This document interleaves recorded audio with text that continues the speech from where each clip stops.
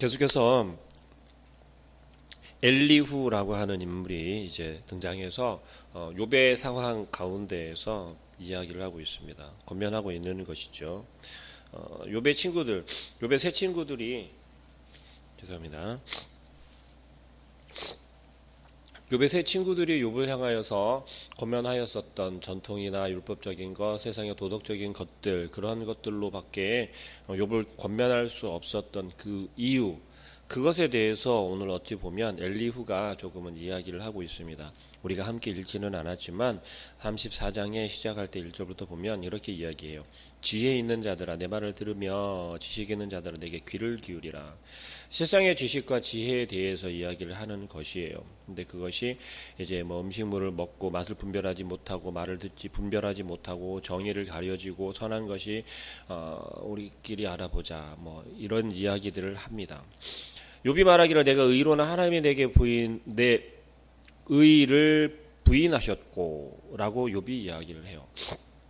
엘리후가 이야기한 것에 대해서 이 사뭇 어떻게 보면 욥이 말하는 것을 하나님께서 나는 의롭지만 하나님이 나를 의롭다고 하지 않으신다. 나를 부정하고 있다. 라고 욥은 이야기를 하는 것이죠. 그리고 또 내가 정당함에도 거짓말쟁이라 하였고 나는 허물이 없으나 화살로 상처를 입었노라 하니 어떤 사람이 욥과 같으랴. 욥이 비방하기를 물 마시듯 하며 욥이 하는 것처럼 여겨졌는데 보니까 엘리후가 욥을 판단하고 있는 것이었어요. 우리 삶에서 믿음 생활하면서 이런 믿음 욥이 처해져 있는 것처럼 이런 상황 가운데 권면하면서 혹 우리가 이렇게 이야기할 수 있다라는 거예요. 제대로 알지 못하고 그 사람을 판단하거나 깎아내리거나 혹은 그를 비방하는 모습들을 종종 볼 수 있다는 것이죠. 근데 그럴 수밖에 없었던 것이 엘리후가 이야기를 하는 것. 처음에 엘리후가 욥을 향하여서 아니 욥보다는 욥의 친구들을 향하여서 이야기했었던 것. 당신들 참 답답합니다. 그렇게 전통적이고 잘 배웠고 오랜 신앙생활을 하셨었다라고 이야기하는 당신들이 그렇게 잘 배웠다라고 하는 지식이 충만하다라고 하는 당신들이 어떻게 욥을 향해서 그렇게 이야기할 수 있습니까? 그게 아니지 않습니까? 왜 하나님을 배제하고 왜 하나님을 떠나고 하나님의 말씀 중심이 아니라 세상의 중심, 세상의 지식을 가지고 이야기하려 합니까? 라고 이야기했던 엘리후였어요.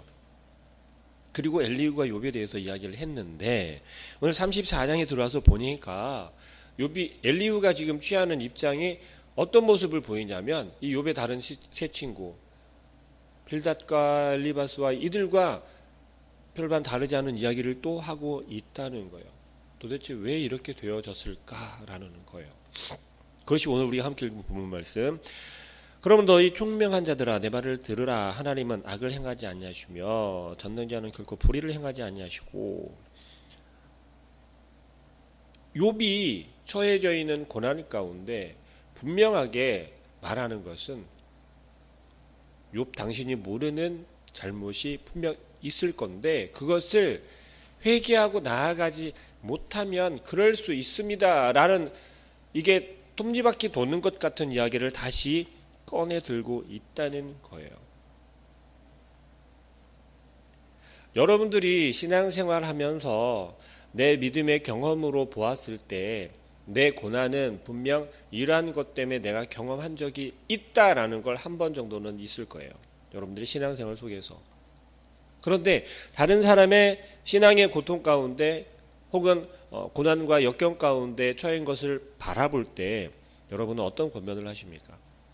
여러분의 경험에 바탕해서 여러분의 경험에 비추어서 여러분이 알고 있는 그 지식을 비추어서 권면하지 않습니까? 근데 엘리후는 하나님 중심에서 처음에 시작은 했어요. 그런데 점점 어떻게 바뀌어 가냐면 욥이 불평한 것들을 하나하나 따져가면서 이야기하고 그리고 나서 하나님의 지혜와 하나님의 거룩하심을 비교하고 있다는 거예요. 무엇과 욥이 이야기한 것과 욥이 처해져 있는 상황과 또 이 욥의 친구들이 이야기했던 것들과 엘리후가 이야기하는 그러한 것들. 하나님께서 공의로우시다라고 하는 것을 엘리후는 자기 자신이 알고 있는 지식 선에서 설명하려고 애쓰고 있다는 거예요. 그럼 엘리후에게 문제가 생기기 시작한 것은 바로 여기에서부터예요. 뭐라고요? 하나님의 그 공의로우심을 내가 알고 있는 지식으로 설명하려 하다 보니 이제 설명할 길이 바닥이 나버렸다라는 거예요. 이것은 결국 또 뭐예요? 하나님에 대해서, 하나님의 일하심에 대해서 설명할 때 내가 아는 지식으로만 설명하려 한다는 것입니다. 그러한 지식 가지고 욥이 처해져 있는 상황, 욥을 향하여서 일하시는 하나님의 그 계획과 역사하심을 설명할 수 있을까요? 없을까요? 결국은 설명할 수 없는 상태에 빠지게 되어졌다라는 거예요. 우리가 함께 읽은 10절에서 15절의 이 말씀은 하나님의 모든 선의 원천이고 하나님께서 모든 선의 원천이시고 본질이시면서 악을 행하거나 잘못될 수 없다라는 걸 이야기하고 있어요. 근데 그 이면에는 무엇이 있냐면 엘리후가 설명하지 못한, 엘리후가 계속해서 그것을 설득하지 못하는 그러한 것을 좀 억지를 부리는 모습까지도 볼 수가 있게 된다라는 것입니다.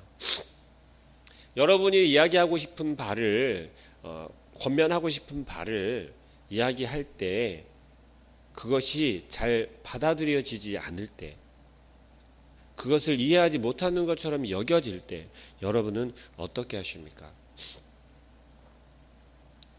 욥이 도대체 하나님을 인정하지 못하고 자기 자신이 처해져 있는 그 상황이 나의 불의, 욥의 불의 때문에 그렇다라는 걸 인정하지 못하는 걸 바라보는 엘리후 역시 뭐라고 이야기하는 거냐면 오늘 함께 읽은 본문 말씀, 모든 선의 원천이신 하나님께서 악을 행할 수 없다라는 거예요.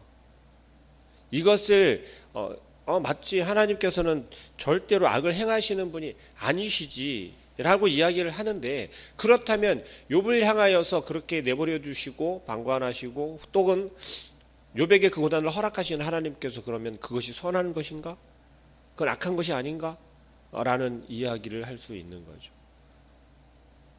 여러분께서 권면할 때도 마찬가지예요. 아니, 권면이 아니라 여러분이 처해져 있는 그 상황 가운데서 하나님을 바라볼 때 이럴 수 있다는 겁니다. 결국 그러면 누구의 잘못인 거예요?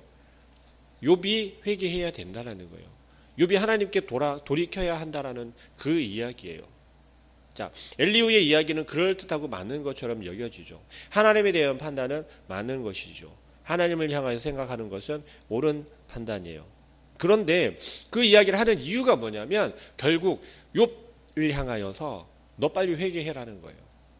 너 불의한 게 있으니까 하나님께서 너를 심판하시는 거야. 벌하는 거야. 라고 이야기하고 있다라는 거예요. 그리고 어디까지, 어느 이야기까지 하게 되냐면 우리가 36절 한번 볼까요? 뒤로 넘어가서 36절에 보면 욥이 무식하게 말하니 그의 말이 지혜롭지 못하도다 하리라. 뭐라고요? 욥이 무식하게 말하니 욥이 하나님에 대해서 모른다라는 거예요. 하나님을 알지 못한다는 거예요. 이게 얼마나 답답한 이야기입니까? 여러분은 고난을 당하고 있을 때 여러분이 회개하지 않고 만약에 그렇다면 벌 받는 게 당연하다라고 여겨지실 거예요. 그런데 여러분께서 하나님께 반복해서 계속 돌이키고 회개하고 나아가면서 나의 잘못을 자복하고 나아가는데 그럼에도 불구하고 우리 삶 가운데 고난이 끊이지 않아요. 우리의 삶이 세상 사람들이 말하는 것처럼 형통해지지 않아요. 평안해지지 않아요. 계속해서 근심 걱정거리가 이어지고 있고 쌓여가고 있어요. 그러한 상황 가운데 여러분은 뭐라고 이야기하시겠습니까? 하나님을 향하여서 하나님은 불의하십니다. 하나님은 정의롭고 선하시다라고 하셨는데 왜 하나님의 백성들에게 이런 고난을 주십니까? 라고 기도하지 않겠습니까? 그럼에도 여러분 마음 가운데는 욥이 가지고 있었던 것처럼 하나님을 신뢰하는 마음이 있어야 한다는 것입니다. 그럼에도 불구하고 하나님께서는 나를 어떤 길로 인도하시기 원하셔서 나에게 이런 고난을 허락하셨는지, 나에게 이러한 길을 가게 하셨는지를 묻고 또 그 마음을 신뢰해야 한다는 것이에요. 욥은 그 마음을 지키고 있는 거죠. 그런데 엘리후는 지금 처음에는 그런 것처럼 보여졌는데 결국은 어떤 모습을 보이고 있냐면 신랄하게 욥을 비난하고 있다는 거예요. 오늘 방금 읽은 36절 말씀처럼 욥을 향하여서 미련하다라고까지 이야기한다는 거죠. 무식하다라고까지. 뭐에 대한 무식입니까? 하나님을 아는 것에 대한 무식이라는 거예요. 엘리후가 생각할 때. 엘리후는 자기가 강조하고자 하는 그러한 것 때문에 자기가 틀렸다라고 하는 것이 아니라 자기가 이야기하는 바가 분명히 맞는데 그것을 강조하려 하다 보니 욥을 더 신랄하게 비난하고 있다는 겁니다. 사실 이 모습이 우리의 모습이지 않습니까? 우리가 가장 많이 하는 실수 아닌가요? 잘못 아닌가요? 누군가를 권면하고 누군가를 자꾸 위로해 주려다가 보면 어떻게 이야기합니까? 결국 좀 더 강하게 이야기해야지, 좀 더 이해하기 쉽게 이야기해야지, 권면해야지, 말해야지 하면서 오히려 그 사람을 깎아내리거나 더 상처를 주는 말을 하지 않습니까? 오늘 우리가 함께 묵상하는 이 34장의 말씀에서는 엘리후가 욥을 향하여서 어떤 자세로 어떤 모습으로 나아가는지를 우리가 생각해야 하겠습니다. 절대 주권은 하나님께 있어요. 그 하나님은 절대 선하시고 공의로우신 분이라는 거죠. 그 하나님께서는 그 하나님의 백성에게 자비와 긍휼을 절대로 버리지 않으시는 분이세요. 그럼에도 불구하고 우리는 무엇을 바라봅니까? 세상의 기준으로 자꾸 바라본다는 거죠. 하나님께서는 우리를 향하여서 어떻게 말씀하고 계시죠? 조금만 참아봐, 조금만 기다려봐, 이제 다 왔어 라고 말씀하시는 거죠. 왜 그렇게 하실까요? 하나님께서 욥을 향하여서 어떤 마음으로 그렇게 내버려 두고 계시는 걸까요? 우리가 욥기를 시작하면서 서두에 뭐라고 이야기를 했죠? 욥은 하나님이 인정한 사람이었어요. 무엇을 인정하냐면 하나님을 떠나지 않을 것을 인정한 사람이었어요. 그러했기 때문에 욥을 치셨고 욥을 치게 내버려 두셨고 욥을 고난 가운데로 내버려 두고 계시다라는 겁니다. 저와 여러분도 욥과 같이 하나님께서 인정하는 사람이 되시길 간절히 축복합니다. 오늘 하루도 우리에게 허락하신 하나님께서는 저와 여러분에게 어떠한 삶을, 어떠한 환경을, 어떠한 사건과 일들을 우리에게 허락하신지 저희는 알 수 없어요. 그러나 하나님께서는 하나님이 사랑하시는 저와 여러분들 앞에 반드시 이겨낼 수 있고 감당해낼 수 있는 오늘 하루를 우리에게 허락하신 줄을 믿으시길 바랍니다. 자비와 긍휼로 오늘 하루를 누릴 수 있도록 허락하신 분이 하나님이시고 또 하나님께서 우리와 함께 하신다라고 하는 확신을 가지시고 오늘 하루도 그저 우리에게 허락된 삶을 내가 살아갑니다. 어쩔 수 없이 살아갑니다가 아니라 하나님께 감사함으로 하나님을 경외하는 마음으로 우리에게 허락된 오늘 하루를 힘있게 살아가시길 간절히 축복합니다. 기도하겠습니다.